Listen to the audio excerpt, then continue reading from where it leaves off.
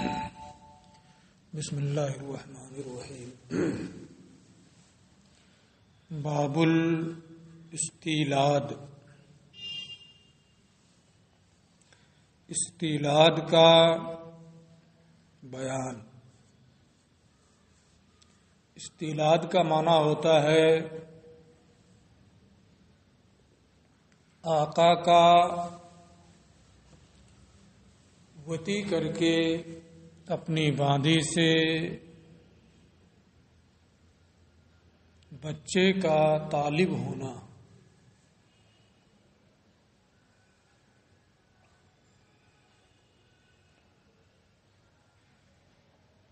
اس میں کیا تفصیلات ہیں،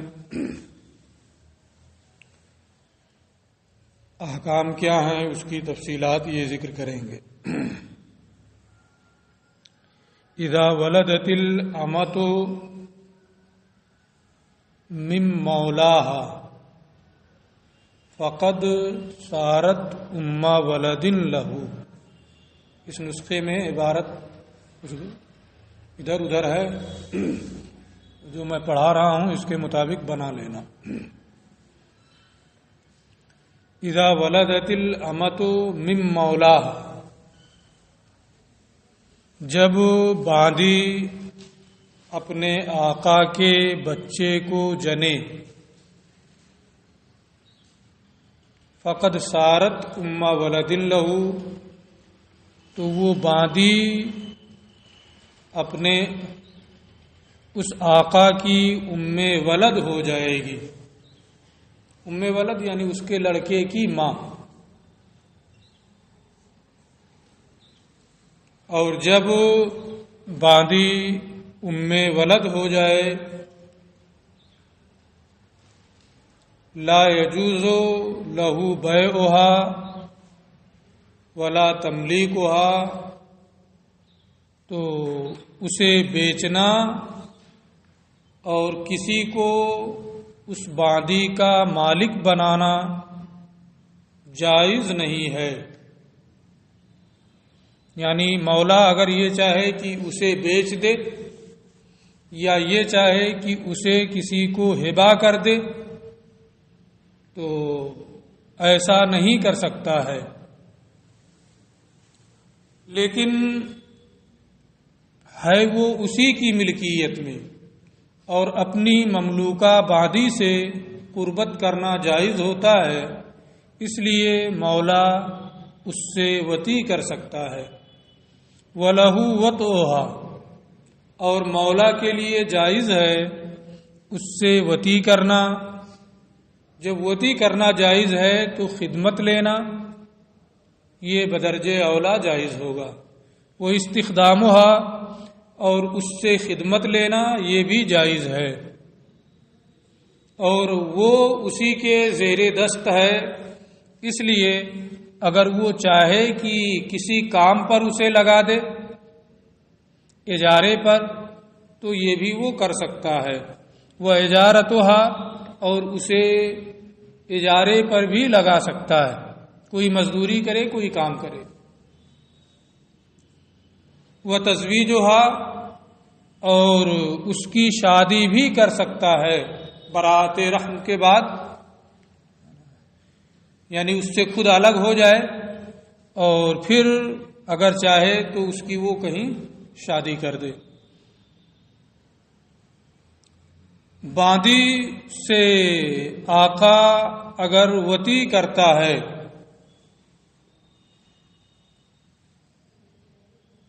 اس سے عزل نہیں کرتا اور اسے اس کی حفاظت کرتا ہے، پھر بھی اس سے پیدا ہونے والے بچے کا نسب اگر آقا اعتراف نہ کرے تو ثابت نہیں ہوگا۔ جب وہ اعتراف کرے گا کہ ہاں یہ میرا ہی بچہ ہے، تو پھر بچے کا نسب اس سے ثابت ہو جائے گا اور وہ باندھی ام ولد ہو جائے گی۔ لیکن اگر وہ کہے میرا بچہ نہیں ہے تو نہ نسب ثابت ہوگا اور نہ ہی وہ باندھی اس کی ام ولد ہوگی۔ یہ دیانتاً حکم ہے جو ایک بتانے والا مسئلہ بتائے گا، لیکن اگر وہ اس سے عزل نہیں کرتا ہے، اس کی حفاظت کرتا ہے، گھر میں رکھتا ہے، کہیں آنے جانے نہیں دیتا، وتی کرتا ہے، تو بہتر یہ ہے کہ اس سے پیدا ہونے والے بچے کا اعتراف کرے۔ اسی کو یہاں یہ بتا رہے ہیں جو حکم دیانت ہے، ولا یثبت نسب ولدھا، اور باندی کے بچے کا نسب ثابت نہیں ہوگا الا ان یعترف بہ المولا، مگر یہ کہ آقا اس کا اعتراف کرے، کیونکہ یہ فراش ضعیف ہے۔ نکاح میں کوئی اعتراف کرے یا نہ کرے، منکوحہ بیوی سے پیدا ہونے والے بچے کا نسب ناکح سے ثابت ہوتا ہے، کیونکہ وہ فراش قوی ہے، اور باندی میں وتی کرنا تو جائز ہے، لیکن یہ فراش ضعیف ہے، وہ اس کی کہیں اور اس کا نکاح کر سکتا ہے، اور بھی صورتیں ہوتی ہیں، اس لیے جب تک وہ اعتراف نہ کرے بچے کا نسب اس سے ثابت نہیں ہوگا۔ لیکن ایک مرتبہ اعتراف کر چکا کہ ہاں یہ میرا بچہ ہے، نسب ثابت ہو گیا، باندی ولد ہو گئی، پھر اس کے بعد اور بچے اس باندی کے ہوئے، فَإِن جَاءَتْ بِوَلَدٍ بَعْدَ ذَلِكَ، ایک بچے کا اعتراف وہ کر چکا ہے، پھر باندی نے اس کے بعد اور بچے جنے اور بچے اس کے ہاں ہوئے، ثبت نسبہ منہ بغیر اقرار، تو بغیر اقرار کے اس لڑکے کا نسب آقا سے ثابت ہو جائے گا، کیونکہ ایک مرتبہ وہ اقرار کر چکا ہے۔ اس لیے اگر وہ خاموش رہتا ہے، کچھ نہیں کہتا ہے، تو اس بچے کا نسب اس سے ثابت ہوگا، لیکن اگر وہ صاف صاف منع کر دے کہ نہیں یہ بچہ میرا نہیں ہے، تو باندی تو پہلے ہی سے ولد ہو چکی ہے، پہلے بچے کا نسب ثابت ہو چکا ہے، دوسرے کے بارے میں جب وہ صراحتاً نفی کر دے تو ایسی صورت میں اس بچے کا نسب اس سے ثابت نہیں ہوگا۔ فَإِن نَفَاهُ انتفى بِقَوْلِهِ، دوسرا بچہ جو ہوا اگر اس نے اس کی نفی کر دی تو اس کے قول ہی سے یہ نسب منتفی ہو جائے گا، کیونکہ یہ فراش کبھی نہیں ہے۔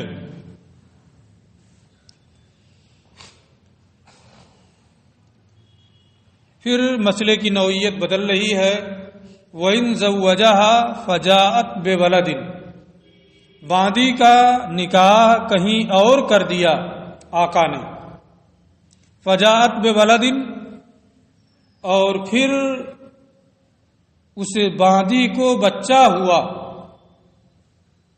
فہوا فی حکم امہ، تو وہ اپنی ماں کے حکم میں ہوگا، یعنی باندی ولد ہو چکی تھی، نسب اس کا اعتراف کر چکا تھا، اس کے بعد اپنی اسی ولد باندی کی شادی کسی اور سے کر دی، پھر باندی سے اس کے شوہر سے بچہ پیدا ہوا، تو وہ بچہ بھی اپنے ماہی کے حکم میں ہوگا، یعنی آقا کے مرنے کے بعد جس طریقے سے یہ باندی جو ولد ہے وہ آزاد ہو جاتی ہے، ایسے ہی اس کا یہ بچہ جو دوسرے شوہر سے ہے وہ بھی آزاد ہو جائے گا۔ ولد آقا کے مرنے کے بعد آزاد ہوتی ہے، کیسے آزاد ہوتی ہے وہ بیان ابھی نہیں آیا ہے، تو جو اس کی ماں کا حکم ہے کہ آقا کے مرنے کے بعد وہ آزاد ہو جائے گی، اسی حکم میں اس شوہر سے ہونے والا اس کا بچہ بھی شامل ہوگا۔ وَإِن زَوَّجَهَا، اور اگر اس باندی کا نکاح آقا نے کہیں اور کر دیا اور پھر اس سے بچہ ہوا، تو وہ بچہ اپنی ماں کے حکم میں ہوگا۔ اب حکم بتانا ضروری ہو گیا، چونکہ یہ بھی آ گیا کہ وہ بچہ بھی اپنی ماں کے حکم میں ہوگا۔ ہے کیا اس ولد باندی کا حکم؟ اس کو یہ کہتے ہیں وَإِذَا مَاتَ الْمَوْلَى عَتَقَتْ مِنْ جَمِيعِ الْمَالِ. یہاں جزئیت ہے، اس سے قربت کیا، بچہ پیدا ہوا ہے نا، تو وَإِذَا مَاتَ الْمَوْلَى جب آقا کا انتقال ہو جائے تو وہ ولد باندھی آقا کے پورے مال سے آزاد ہوگی. یعنی اس میں یہ نہیں ہوگا کہ وصیت کی طرح سے ہے اور ثلث مال سے آزاد ہوگی، بلکہ یہ پورے مال سے آزاد ہوگی. پورے مال سے آزاد ہونے کا معنی یہ ہے کہ اگر اس کے پاس مزید اور کوئی مال نہ بھی ہو پھر بھی ولد آزاد ہو جائے گی. اگر وہ مقروض بھی ہو تو یہ قرض ادا کرنے کی ذمہ دار نہیں ہوگی اور آزاد ہو جائے گی. یہ مطلب ہے اس کے پورے مال سے آزاد ہونے کا. حضرت سعید بن مسیب رضی اللہ تعالی عنہ سے حدیث بھی مروی ہے کہ حضرت عمر نے امہات الاولاد کو آزاد کیا اور ارشاد فرمایا آتقہن رسول اللہ صلی اللہ تعالی علیہ وسلم، کہ رسول کریم نے انہیں آزاد کیا تھا.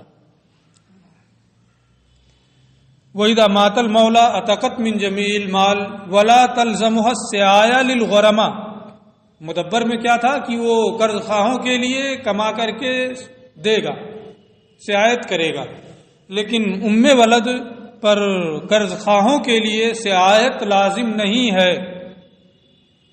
ان کان علی المولا دین، اگر آقا پر دین ہو تو دین ہو پھر بھی وہ قرض خواہوں کے لیے سعایت نہیں کرے گی اور پورے مال سے آزاد ہوگی. اگر صرف یہی ہے پھر بھی آزاد ہو جائے گی. یہ بات یہاں پوری ہو گئی کہ اس کا حکم کیا ہے. اسی حکم میں اس کا بیٹا بھی ہوگا جو شوہر سے، دوسرے شوہر سے ہے.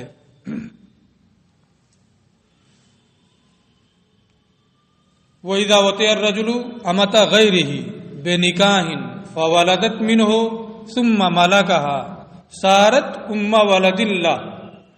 باندھی ولد کیوں ہوتی ہے؟ یہ اوپر ہی سے بیان چلا آ رہا ہے کہ اپنے مالک کے بچے کو اس نے جنا ہے، اس لیے وہ اپنے مالک کی ولد ہو جاتی ہے، اس کے بچے کی ماں ہو جاتی ہے، اسے ولد کہا جاتا ہے. تو جب اپنے مالک کے بیٹے کی وہ ماں ہو، جو بھی صورت بنے، وہاں وہ ولد کہلائے گی. ایک صورت اسی طرح کی یہ ذکر کر رہے ہیں کہ کسی شخص نے دوسرے کی باندھی سے نکاح کر کے وطی کیا، یعنی باندھی کسی کی ہے، اس نے اپنی باندھی کا نکاح کسی سے کر دیا، وہ آزاد ہے. آزاد شخص نے کسی کی باندھی سے نکاح کر لیا، ہو سکتا ہے کہ نہیں ہو سکتا ہے؟ نکاح ہو گیا، نکاح کے بعد اس باندھی سے بچہ پیدا ہوا، تو یہ بچہ اپنی ماں کے آقا کا کیا ہوگا؟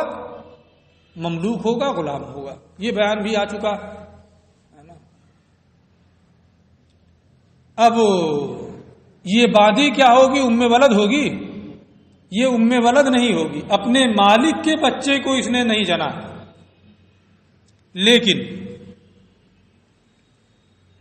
آگے کیا صورت ہے یہ بتا رہے ہیں. اذا وطئ الرجل امۃ غیرہ بنکاح، جب کوئی شخص دوسرے کی باندھی سے نکاح کر کے وطی کرے، فولدت منہ، اور یہ باندھی اس کے بچے کو جنے ناکے کے، ثم ملکہ، اور پھر یہ شوہر اس باندھی کو کا مالک ہو جائے، خرید کر کے مالک ہو جائے یا جیسے بھی مالک ہو جائے، ہے نا. خریدنا کوئی ہبہ کر دیا اس نے، ہے نا، جیسے بھی ہو، یہ شوہر جو تھا ہے نا، وہ اس باندھی کا جس نے اس کے بچے کو جنا ہے اس کا مالک ہو جائے. ثم ملکہ، پھر وہ کسی بھی طرح سے اس باندھی کا مالک ہو جائے، تو اب یہ باندھی جو اس کی مملوکہ ہے، اس کے بچے کی ماں ہے کہ نہیں؟ تو جب نہیں ماں ہے، اس کی ماں ہے، اس کے بچے کی ماں ہے نا، نکاح کے ذریعے سے ایک بچہ اس سے ہو چکا ہے، تو جب یہ اس کا مالک ہو جائے گا تو اس کے بچے کی ماں ہوئی، اس لیے یہ ام ولد ہو جائے گی، پہلے تو نہیں تھی ہے نا، لیکن اب جب وہ اس کا مالک ہو گیا تو اسے ام ولد کہیں گے، اور اس کے مرنے کے بعد وہ آزاد ہوگی. ٹھیک ہے. اذا وطئ الرجل امۃ غیرہ بنکاح، جب کوئی شخص کسی دوسرے کی باندی سے نکاح کر کے وطی کرے، پھر ناکے کا وہ بچہ فولدت منہ ہو، اور وہ باندی اس نکاح کرنے والے کے بچے کو جنے، ثم ملکہا، پھر وہ ناکے کسی بھی طریقے سے اس باندی کا مالک ہو جائے، سارت ام ولد اللہ، تو وہ اس کی ام ولد ہو جائے گی، کیونکہ سبب استعلاء یعنی جزئیت یہاں پایا جا رہا ہے، تو وہ اس کی ام ولد ہو گئی، اور پھر اس کے مرنے کے بعد وہ آزاد ہوگی، جو احکام اوپر بیان ہوئے ہیں.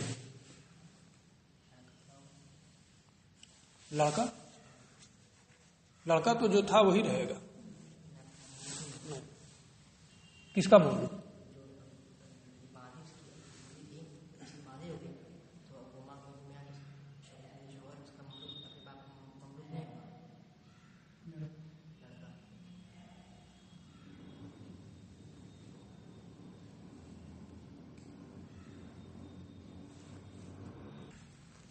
اس کے بعد ایک دوسرا مسئلہ یہ ذکر کر رہے ہیں، اذا وطئ الاب جاریۃ ابنہ، باپ اپنے بیٹے کی باندی سے وطی کر لے. باپ مالک نہیں ہے اس باندی کا، مالک کون ہے؟ اس کا بیٹا مالک ہے. اپنے بیٹے کی باندی سے باپ وطی کر لے، فجاءت بولد، اس باندی کو بچہ پیدا ہو، فدعاہ، اور یہ وطی کرنے والا جو باپ ہے وہ دعویٰ کرے کہ یہ میرا بچہ ہے، ثبت نسبہ منہ، تو لڑکے کا نسب اس وطی کرنے والے یعنی باپ سے اس کے ثابت ہو جائے گا. وصارت ام ولد لہ، اور وہ باندی اس کی ام ولد ہو جائے گی. وعلیہ قیمتها، اور اس وطی کرنے والے باپ پر باندی کی قیمت لازم ہوگی. ولیس علیہ عقرها، اور مہر دینا نہیں ہوگا. ولا قیمت ولدها، اور نہ ہی باندی کے لڑکے کی قیمت دینی ہوگی. یہ ایک مسئلہ ہے. اس کی وجہ یہ ہے کہ انت و مالک لابی، تم اور تمہارا مال یہ باپ کا ہے، تمہارے باپ کا ہے. تو حاجت کے وقت باپ اپنے بیٹے کے مال کا مالک ہو سکتا ہے اپنی بقا کے لیے. اسی طریقے سے حاجت کے وقت اپنے پانی اور اپنے نسل کی حفاظت کے لیے وہ اپنے بیٹے کی باندی کا بھی مالک ہو سکتا ہے. لیکن ایک جان کی حفاظت ہے اور ایک صیانت ماں اور صیانت نسل ہے. جان کی حفاظت یہ زیادہ قوی ہے، تو کھانے وغیرہ کا وہ بغیر قیمت کے مالک ہو جاتا ہے، اور باندی وغیرہ کا مالک قیمت کے ذریعے سے ہوگا. اور یہاں یہ ہے کہ مالک ہو گیا، وہ اس کا مالک ہوگا کب؟ ایک تو یہ ہے کہ جب دعویٰ کیا کہ یہ میرا بیٹا ہے پیدائش کے بعد، اس وقت وہ مالک ہو. ایک یہ ہے کہ علوق کے وقت، یعنی جب نطفہ قرار پایا ہے اسی وقت مالک ہو جائے. تو یہاں ملکیت کی نسبت، ملکیت کا استناد علوق کی جانب ہوتا ہے. یعنی جب نطفہ قرار پایا ہے اسی وقت سے وہ اس کا مالک ہے، جب وتی کیا ہے اسی وقت سے وہ اس کا مالک ہے۔ میں کہیں یہ بات بتا چکا ہوں کہ کوئی بھی وتی مہر اور حد دونوں سے خالی ہو ایسا نہیں ہو سکتا ہے، کوئی نہ کوئی ایک ہوگا۔ یہاں کیا ہوا کہ باپ نے اپنے بیٹے کی باندی سے قربت کی، بچہ پیدا ہوا، وہ کہہ رہا ہے میرا ہے، تو اب یا تو سزا دی جائے گی یا مہر۔ سزا تو ہے نہیں، شبہ ہے کہ میرے بیٹے کا ہے کی باندی ہے تو میری بھی ہے، اس لیے حد ساقط ہے، اور یہاں مہر بھی نہیں ہے، یہاں مہر بھی نہیں ہے۔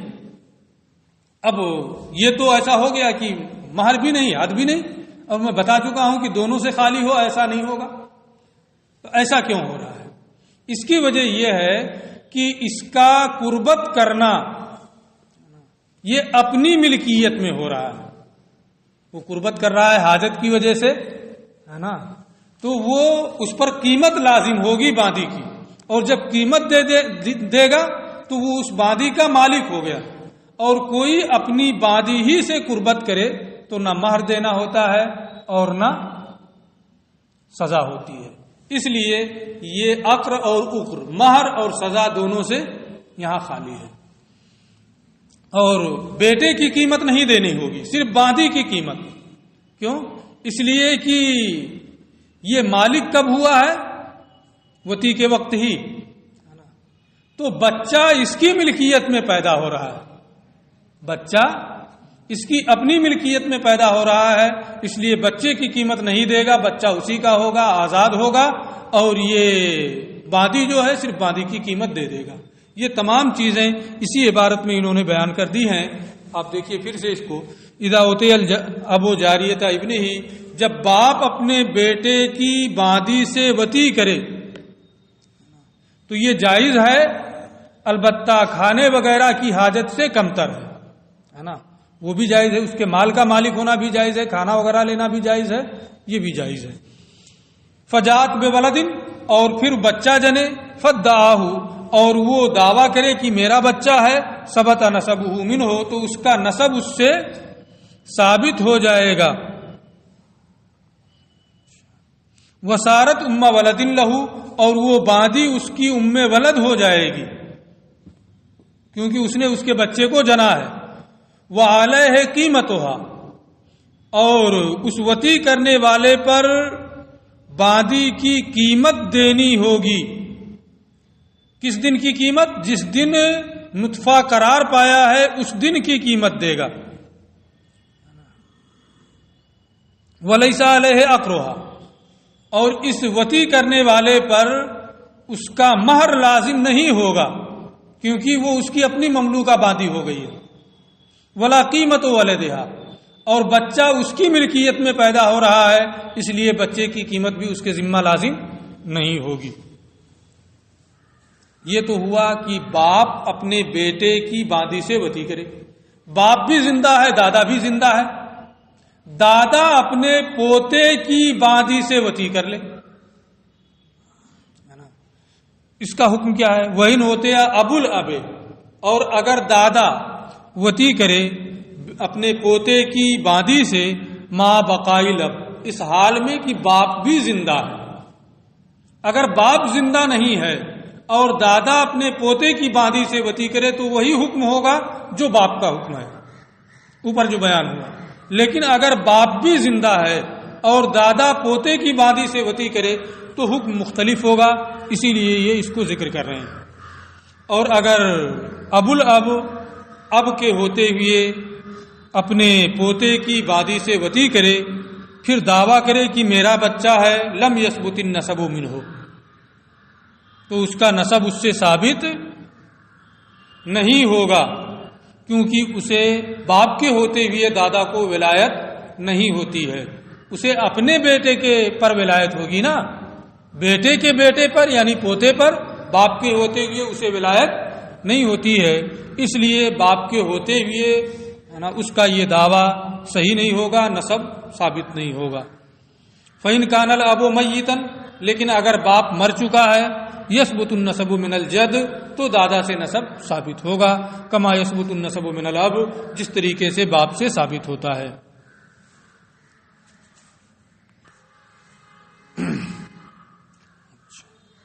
وَإِنْ كَانَتِ الْجَارِيَةُ بَيْنَ شَرِيكَيْنِ، اور اگر باندی دو شریکوں کے درمیان مشترک ہے، فجات بولد، باندی سے بچہ پیدا ہوا، فدعاہ احدہما، دونوں شریکوں میں سے کسی ایک نے بچے کا دعویٰ کیا۔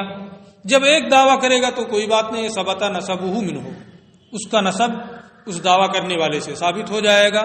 وصارت ام ولد لہ، وہ باندی اس کی ام ولد ہو جائے گی، بالکل صاف صاف ہے۔